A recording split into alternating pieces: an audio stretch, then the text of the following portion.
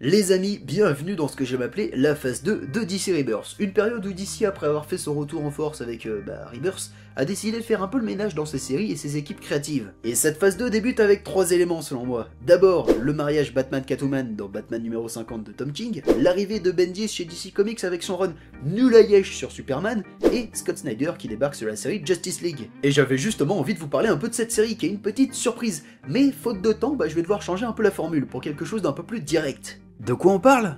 La Justice League de Scott Snyder, qui débute le 29 mars en France, en librairie, sous le nom de New Justice. C'est le début d'un nouveau run qui se veut assez important, donc si t'es assez fan de la continuité DC Comics, ça peut être intéressant à suivre.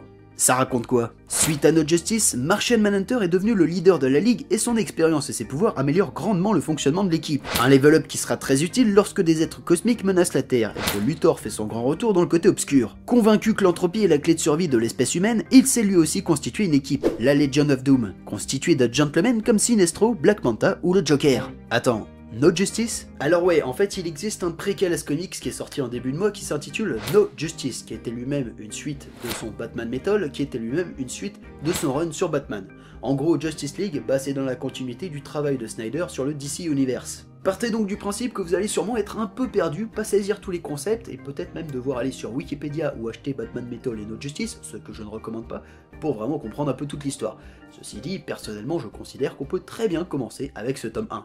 Et c'est bien? Eh bah oui, c'est franchement pas mal. Pourtant je suis pas un grand fan de Snyder, mais je dois avouer que son run est beaucoup plus digeste que ses derniers travaux, et que, même si ses idées sont pas très originales et qu'on retrouve un peu ses défauts habituels, c'est beaucoup moins YOLO que la Justice League de Jones. Alors on est quand même loin de son niveau sur Black Mirror, Swamp Thing ou le début de son run Batman New 52, mais il arrive très bien à gérer son histoire et ses équipes qui sont d'ailleurs le gros point fort de ce début de run. Côté Ligue, si on oublie Aquaman et Cyborg, on retrouve la Justice League du dessin animé de Bruce Timm, ce qui est un peu de la triche, mais la carte nostalgie fonctionne à merveille.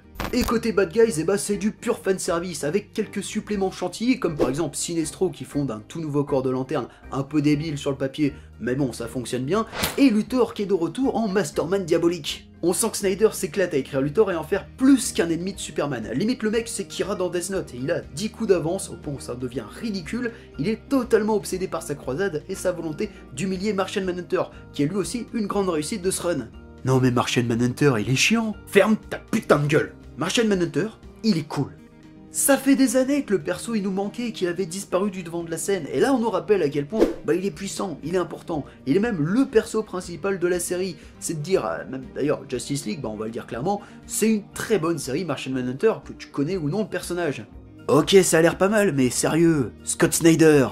À toi de voir poto, moi je sais que j'ai beaucoup de mal avec Snyder depuis qu'il a pris la grosse tête durant son run sur Batman, et on sent que depuis Metal, il essaye un peu de singer Hickman et Morrison en faisant lui aussi sa grande saga très intelligente. Bon, manque de peau, t'as pas ce talent. Donc oui, cette Justice League ravira les fans de Snyder et fera rager les haters comme moi, mais je dois avouer que ici, il maîtrise beaucoup mieux ses idées et qu'il a une vraie volonté de faire de Justice League un blockbuster intelligent. Du moins il essaye. Et puis côté dessin, le mec il se paye quand même Jim Cheung et Jorge Jiménez, et ils sont bons les salauds, ça te fait pétiller les yeux. Donc ouais, je recommande Justice League New Justice avec toutes les réserves que j'ai émises.